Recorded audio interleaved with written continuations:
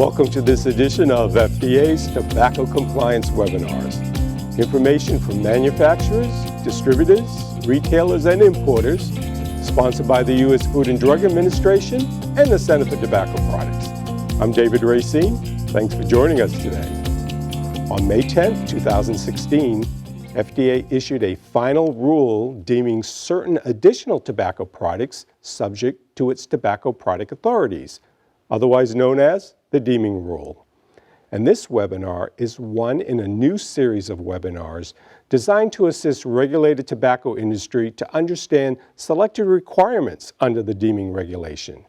Today's webinar will cover the health warning statement requirements for cigar packages and advertisements and the submission requirements for cigar warning plans included in this new rule. And on August 31st, 2016, FDA issued a draft guidance titled FDA Submission of Warning Plans for Cigars, which when final will reflect FDA's current thinking on submission of warning plans for cigar packaging and advertising. Now, as this is still a draft guidance and will only represent the agency's current thinking when it's finalized, we welcome comments and feedback on its content. And joining me today to explain these requirements is Ellie Ibarra-Pratt from the Office of Compliance and Enforcement. All right, let's get started. Ellie, I want to welcome you. And first, let's talk about where FDA gets its authority to regulate tobacco products. Sure. The Federal Food, Drug, and Cosmetic Act, or the FD&C Act, as amended by the Family Smoking Prevention and Tobacco Control Act, also known as the Tobacco Control Act, gives FDA authority to regulate the manufacture, sale, distribution, and marketing of tobacco products. The FD&C Act provides FDA with authority to regulate cigarettes, cigarette tobacco, roll-your-own tobacco, and smokeless tobacco under Chapter 9 of the FD&C Act. The FD&C Act also allows FDA, through regulation, to deem all other tobacco products subject to its tobacco product authorities. On May 10, 2016, FDA issued a final rule deeming certain additional tobacco products subject to its tobacco product authorities, known as the Deeming Rule. The Deeming Rule extended FDA's authority to all other products that meet the definition of a tobacco product under the FD&C Act, including components and parts, but excluding accessories of newly deemed tobacco products. Now, there are two main sections in the Deeming Rule. The Deeming Rule extends tobacco product authorities under Chapter 9 of the FD&C Act, referred to as automatic provisions in the rule, as well as its implementing regulations to all newly regulated tobacco products. Now, tobacco products are defined in the FD&C Act as any product made or derived from tobacco that is intended for human consumption, including any component, part, or accessory of a tobacco product, except for raw materials other than tobacco used in manufacturing a component, part, or accessory of a tobacco product. Tobacco products do not include products that meet the definition of a drug, device, or combination product. So Ellie, up until deeming was issued, FDA only regulated cigarettes, cigarette tobacco, roll-your-own tobacco, and smokeless tobacco under Chapter 9 of the FD&C Act. So what additional tobacco products does FDA now regulate? Sure. As we can see on this slide, we now regulate other tobacco products under Chapter 9 of the FD&C Act, including, but not limited to, those which are listed on the slide. These include cigars, pipe tobacco, electronic delivery systems, and water pipe, or hookah, to name just a few examples. Speaking of regulations, I noticed that some of these requirements are the same for the tobacco products that we originally regulated under Chapter 9 before the Deeming Rule was issued, such as those required for cigarettes and smokeless tobacco. You are correct, David. The Deeming Rule extends tobacco product authorities under Chapter 9 of the FD&C Act, referred to as automatic provisions in the rule, as well as its implementing regulations to all newly regulated tobacco products. Tobacco product manufacturers, which includes importers of newly regulated products, will be subject to the automatic provisions applicable to manufacturers and importers. However, FDA intends to limit enforcement of most automatic provisions to finished tobacco products, which means a tobacco product including all components and parts, sealed and final packaging intended for consumer use. Examples of automatic provisions are establishment registration, product and ingredient listing, user fees, pre-market review and authorization of new tobacco products, and modified risk tobacco products, and adulteration and misbranding related provisions. The Deeming regulation also prescribes new health warning requirements for cigarette tobacco, roll-your-own tobacco, cigars, and other covered tobacco products. The Deeming rule defines covered tobacco product to mean any tobacco product deemed subject to the FD&C Act by the Deeming rule, but excludes any component or part that is not made or derived from tobacco. All right, so what are the required warnings for covered tobacco products? Sure. Effective May 10th, 2018, cigarette tobacco, roll-your-own tobacco, or RYO tobacco, and other covered tobacco products must bear the following required warning label statement on packages. Warning, this product contains nicotine. Nicotine is an addictive chemical. Keep in mind that this addictiveness warning is only one of 6 required warnings for cigars. Now, for a product that would otherwise be required to display this addictiveness warning but does not actually contain nicotine, a manufacturer may self-certify to FDA that the product does not contain nicotine and has data to support the assertion that the product does not contain nicotine. In this case, the product is not required to bear the addictiveness warning statement and must instead use the alternative statement, this product is made from tobacco.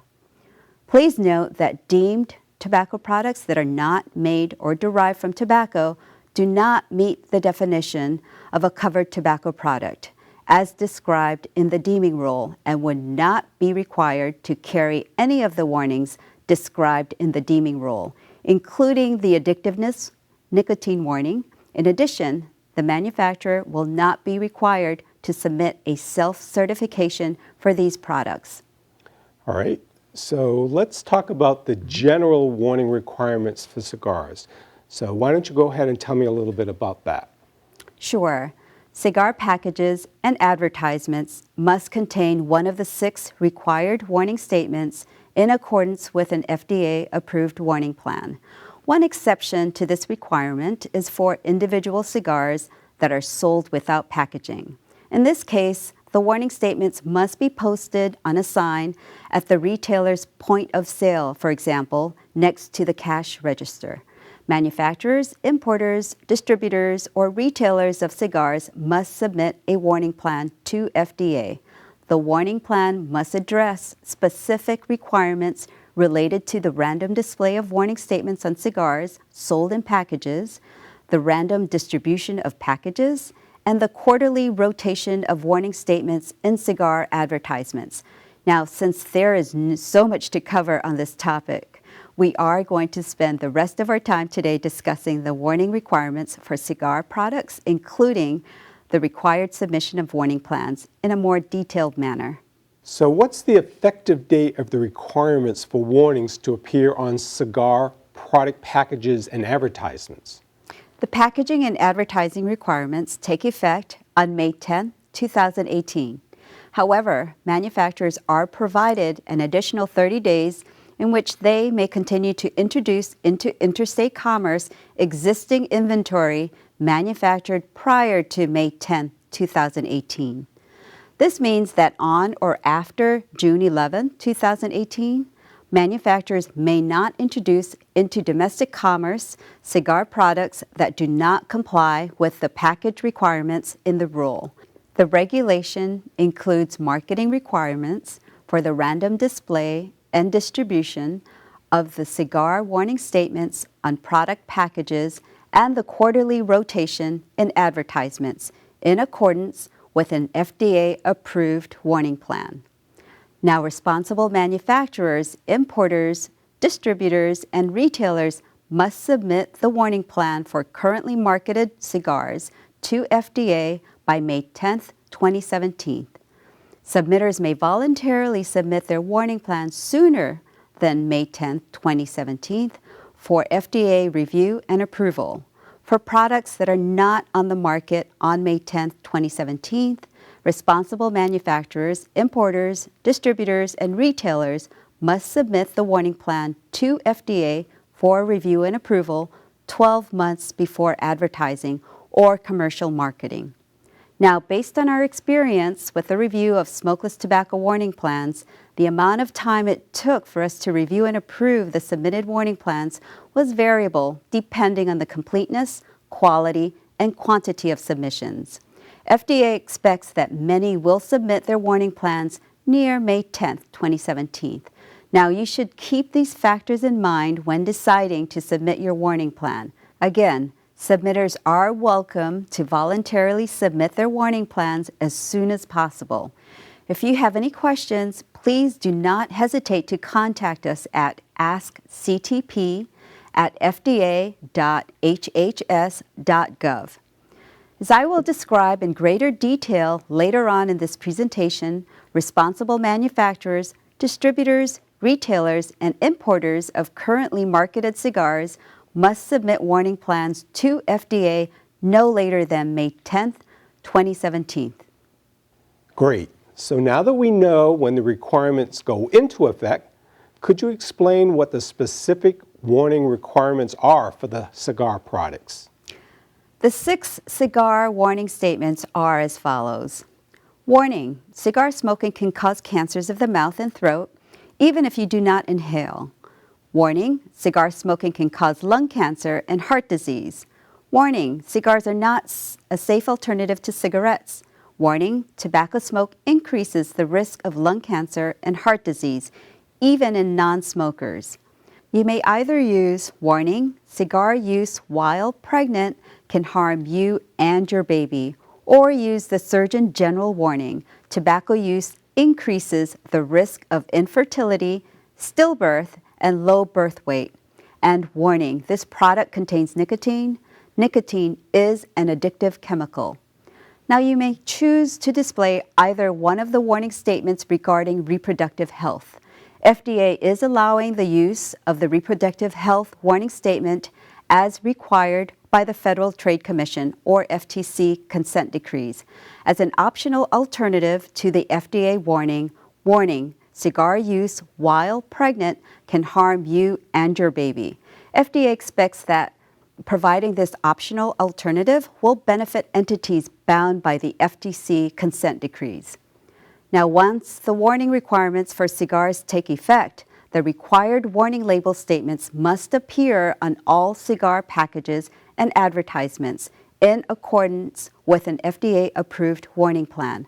Now, I'll get into the warning plan requirements for cigar packaging and advertising later on in this presentation.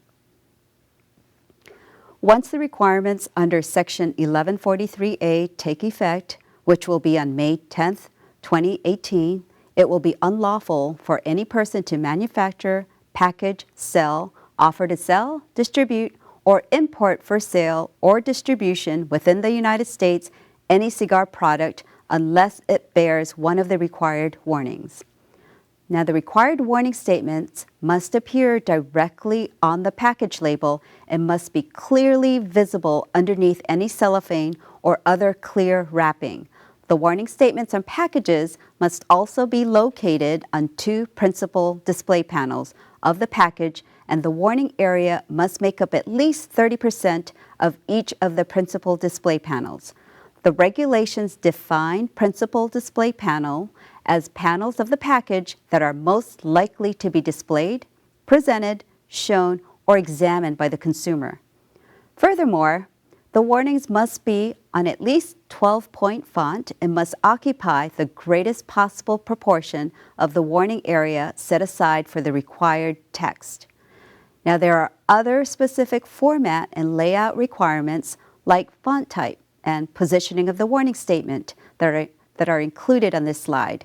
Now, generally, the required warning statements must be in a suitable sans serif font, like Arial Bold, and must be centered in the warning area and must have the same orientation as any other textual information on the principal display panel.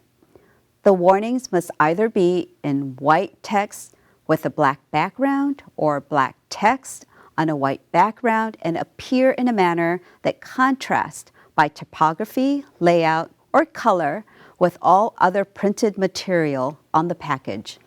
All right, so you talked about cigars in a package. What if the cigar is not packaged? How are the warnings displayed for cigars that are sold individually without packaging? The Deeming rule provides an exception to the warning requirements for cigars sold individually without packaging. Beginning May 10, 2018, retailers that sell cigars individually without packaging are required to list all 6 of the required warning statements for cigars on a sign posted at point of sale next to the cash register, for example. There are specific requirements for the size of the sign and the type and placement of the warnings on the sign, along with a specified location of where the sign must be posted. Now, I've included the requirements on this slide.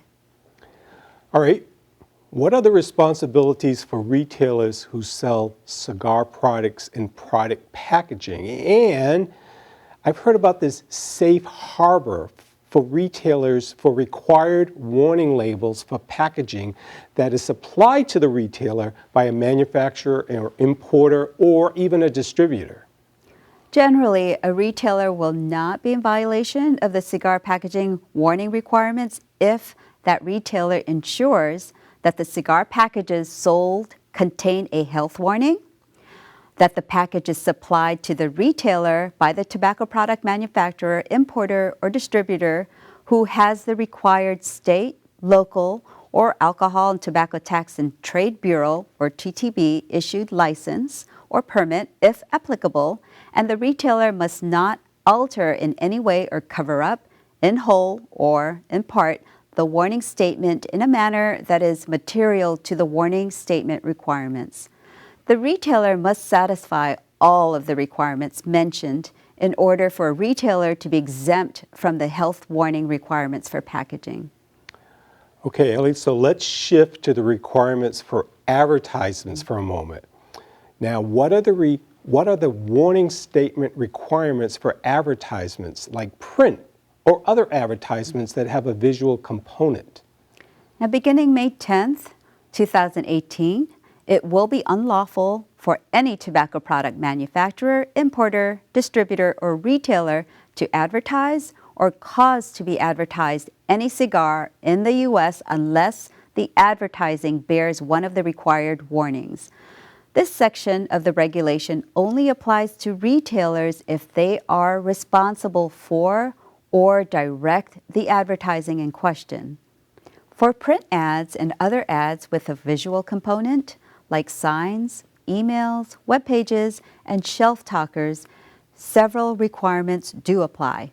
The warning statement must appear in the upper portion of the area of the advertisement within the trim, occupy at least 20% of the advertisement area, and follow other requirements similar to those for packaging, like the use of an appropriate sans serif font in at least 12-point size.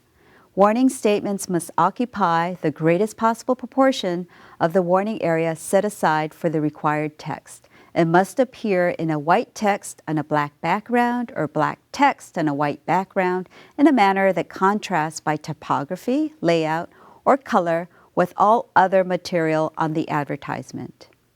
Additionally, the required statements must be centered in the warning area and have the same orientation as other textual information in the ad. The required statements must also be surrounded by a rectangular border that is the same color as the warning statement's text, so either black or white. And what about ads and retailers?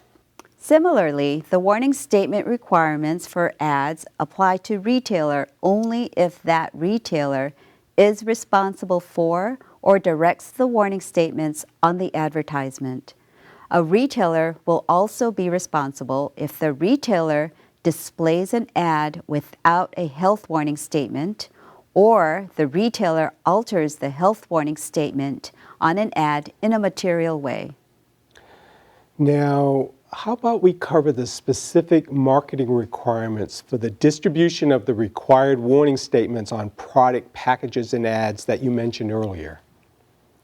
Once the requirements take effect, the required warning statements for packages must be randomly displayed in each 12-month period in as equal a number of times as is possible on each brand of cigars sold in product packaging, and be randomly distributed in all areas of the United States in which the product is marketed, in accordance with a plan submitted by the responsible manufacturer, distributor, importer, or retailer and approved by FDA. For cigar advertisements, the required warning statements must be rotated quarterly in alternating sequence in each ad for each brand of cigar advertised, according to a warning plan that's submitted by the responsible manufacturer, distributor, importer, or retailer to and approved by FDA. Now, the random display and distribution of warnings and packaging and rotation of warnings and advertisements must be done in accordance with an FDA-approved warning plan. The warning plans should provide detailed information relating to how the manufacturer, distributor, importer, or retailer is intending to ensure that the warning requirements are met for cigar product packaging and advertisements regarding the display, distribution, and rotation of the required warnings. And who should submit these warning plans? Warning plans should be submitted by the responsible cigar manufacturer, importer, distributor, or retailer. Importantly, before you manufacture, package, sell, offer to sell, distribute, or import for sale or distribution within the United States any cigar product, make sure your cigars contain a health warning and that you comply with applicable requirements for packaging and advertisements. Now, in most cases, the entity that is responsible for placing or directing the placement of the warnings on packages and for directing distribution of the cigar packages would be best suited to submit the warning plan for packaging to FDA for review and approval. Likewise, the manufacturer, importer, distributor, or retailer who creates advertising, causes advertising to be created, or is otherwise responsible for inclusion of the warning on advertising for a brand is generally best suited to submit a warning plan for its advertisements to FDA for review and approval. Now, is there anything that you'd recommend submitting with a cigar warning plan? Yes. For example, we suggest that you include a cover letter indicating in the subject line that you are submitting a warning plan for cigar packaging and or advertisements. The cover letter should also include certain information of the contents of the submission, along with a contact name, contact information for the warning plan submission. Also, include a proposed warning plan that addresses applicable requirements in the rule, which we will discuss shortly. If you need to submit packaging and advertising warning plans for cigars, those may be included as part of the same submission. Now, for FDA to approve a warning plan for cigar packages, the plan must indicate and describe how you will ensure that all of the required warning statements will be randomly displayed in each 12-month period on each brand of cigar product, randomly displayed in as equal a number of times as is possible on each brand of cigar product, and randomly distributed in all areas of the United States in which the cigar product is marketed. Now, there are a couple of ways that the responsible entity could satisfy the requirement for equal and random display of the required warnings for cigar packages. For some firms, the method described on the slide could meet the equal and random display requirement. Here is one way that a plan could describe the packaging method. For example, a total of 6,000 packages can be produced in one print run. Each of the 6 required warning statements can be printed on packages in sequential order for 6,000 total packages. This would work out to about 1,000 packages with each warning statement. Alternatively, 1,000 of each of the 6 required warning statements can be printed on batches of packages simultaneously. For example, 1,000 of warning 1, 1,000 of warning 2, and etc. Either should result in equal display of each of the 6 different required warning statements for each brand of product. Of course, depending on minor variations due to typical commercial printing or manufacturing practices. This slide provides an example of how you could meet the requirement for the random distribution of the warnings on packaging in all areas of the United States in which the product is marketed during a 12-month period. To ensure that the required warning statements are randomly displayed in as equal a number of times as is possible in each brand during the 12-month period, and that all 6 required warning statements are randomly distributed in all areas of the United States in which the product is marketed, the firm could, for example, upon manufacture, store packaged cigars in shipping containers. Each shipping container will include a package labeled with each required warning statement in as equal a number as possible. When an order is placed, the containers will be shipped on a first-in, first-out basis. Alternatively, cigar product packages may be separated by required warning statement at a time of manufacture. When an order is placed, it may be filled with an equal number of packages as is possible from each separate inventory of each of these 6 warning statements. For FDA to approve a warning plan for cigar advertisements, the plan must indicate that all of the required statements are rotated quarterly in alternating sequence in advertisements, and also that the quarterly rotation is done for each brand of cigar that is being advertised. This slide presents an example of a quarterly rotation schedule for cigar advertising. In this table, you can see that the months are listed in the top row in quarterly increments. The first column lists 3 brands of cigar products as brands A, B, and C. The 6 warnings are then numerically represented in the table and identified under the table. For example, warning 1 in the table is warning: cigar smoking can cause cancers of the mouth and throat even if you do not inhale. So here you can see that for the first quarter, the product brands A, B, and C will have warning 1. For the second quarter, warning 2, and etc. And for subsequent quarters, the warnings will all continue to rotate using each of the different warnings in alternating sequence in each quarter for each of the product brands listed. So should the warning plans also explain when the rotation is going to begin for the cigar advertisements? Yes, if you are submitting a warning plan for advertising, we recommend including information on the type of advertising media that will be used and the start date of the quarterly rotation for each of the media used. One way in which this information may be presented is included on this slide.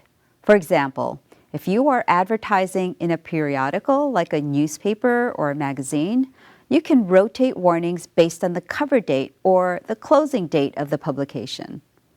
Warning plans may include representative samples of packages and advertisements.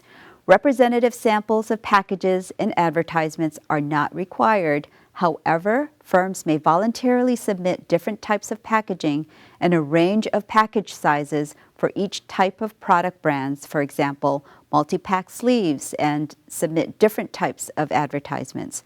While not required, such samples will place the warning plan in context and therefore facilitate FDA's review. And do we have any time frames for submission? Yes, the Deeming rule sets forth specific deadlines for the submission of warning plans for cigar products. Proposed warning plans must be submitted to FDA for review and approval no later than May 10, 2017, or 12 months before advertising or commercially marketing a cigar product, whichever is later. Warning plans may also be submitted to FDA sooner than May 10, 2017. All right, so where and how should these warning plans be submitted?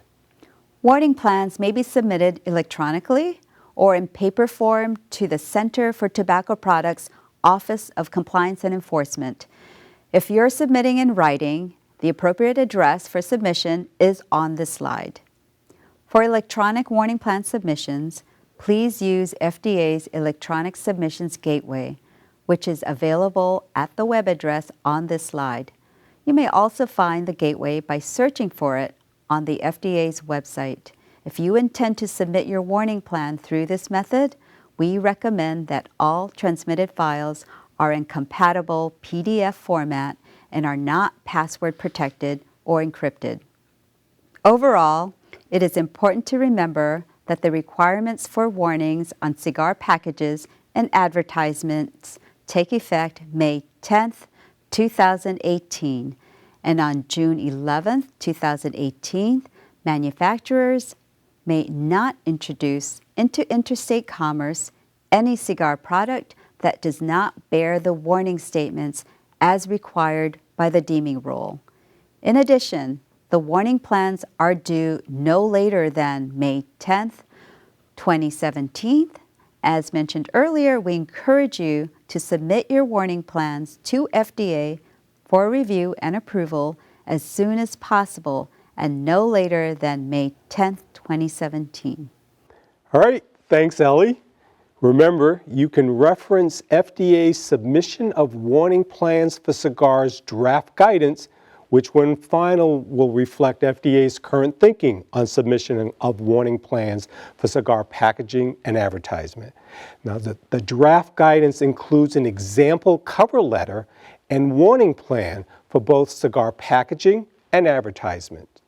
Now, as this is still a draft guidance and will only represent the agency's current thinking when it's finalized, we welcome comments and feedback on its content. I'd also like to remind you that if you have questions about required warning statements for cigars and warning plan submissions, go ahead and email us at askctp@fda.hhs.gov, or you can call us by phone at 877-CTP-1373. Let me thank Ellie again for her presentation, and most of all, let me thank you for your participation in today's broadcast. Brought to you by the Center for Tobacco Products, protecting our kids and the nation's health from tobacco.